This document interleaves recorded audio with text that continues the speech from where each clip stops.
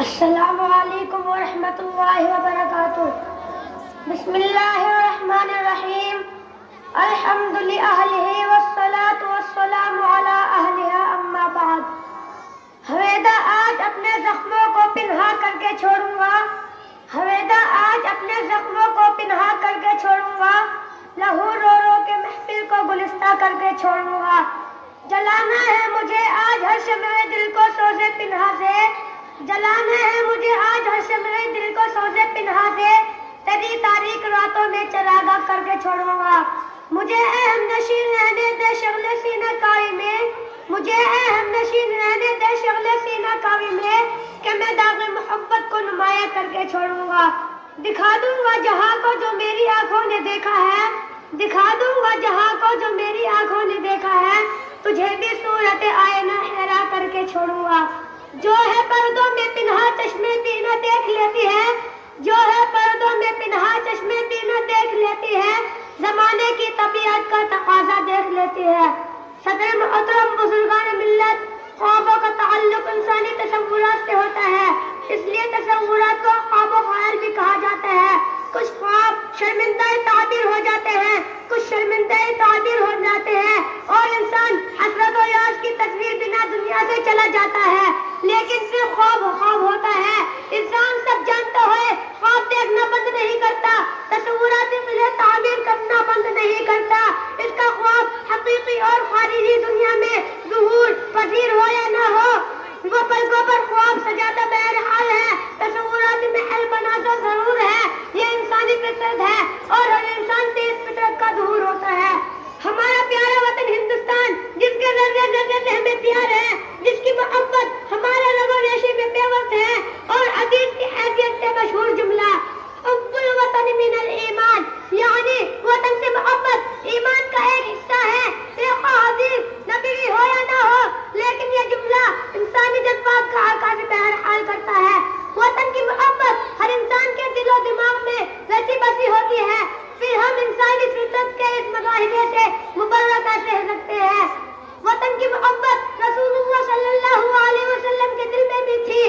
مکہ مکرمہ سے ہجرت کرتے ہوئے آپ صلی اللہ علیہ وسلم ایک ایسے ٹیلے پر کھڑے ہیں جہاں سے مکہ مکرمہ نظر آتا ہے، اور آپ کی زبان مبارک پر یہ کلمات ہیں: تو کتنا پاکیزہ شہر ہے، تو مجھے کتنا محبوب ہے، اگر میری قوم مجھے تجھ سے نہ نکالتی تو میں تجھے چھوڑ کر کہیں سکونت نہ اختیار کرتا۔ میرے محترم بزرگوں، دوستوں، آدمی کو جس سے محبت ہوتی ہے وہ اس کا بھائی خواہ ہوتا ہے، اس کی بھلائی سوچتا ہے۔ ہر محب وطن وطن کا بھائی خواہ ہوتا ہے، وطن کی بھلائی سوچتا ہے۔ تمام ہندوستانی مسلمان حب الوطنی کے جذبے سے سرشار ہیں۔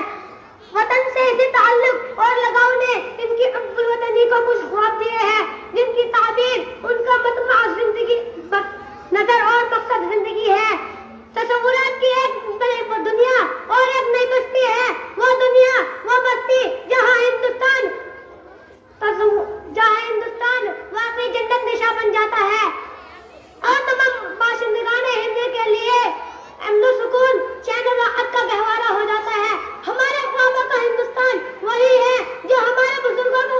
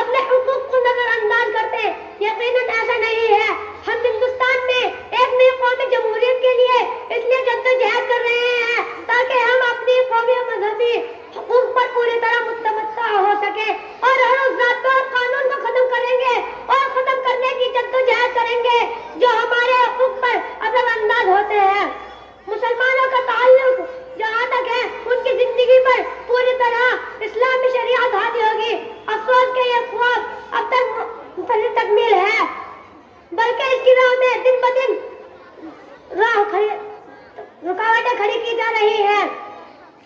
اگر ہندوستان میں امن و سکون، چین و راحت کی فضا قائم ہو تو یہ ہمارے خوابوں کا ہندوستان ہوگا۔ اگر ہندوستان میں کوئی ایک دوسرے سے دست و گریبان نہ ہو تو یہ ہمارے خوابوں کا ہندوستان ہوگا۔ اگر ہندوستان میں شراب پر پابندی لگا دی جائے، جوا اور سٹا بند کر دیا جائے تو یہ ہمارے خوابوں کا ہندوستان ہوگا۔ اگر ہندوستان میں آدمی مشرقی کا دلدانہ ہو اور ہندوستان کی عورتیں مشرقی تہذیب کو اپنے لیے بہت افتخار نہ سمجھے، ان کی آمدیں محفوظ رہے تو یہ ہمارے خوابوں کا ہندوستان ہوگا۔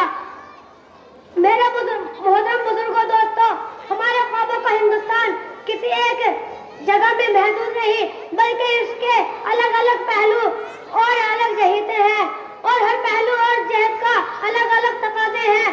ہندوستان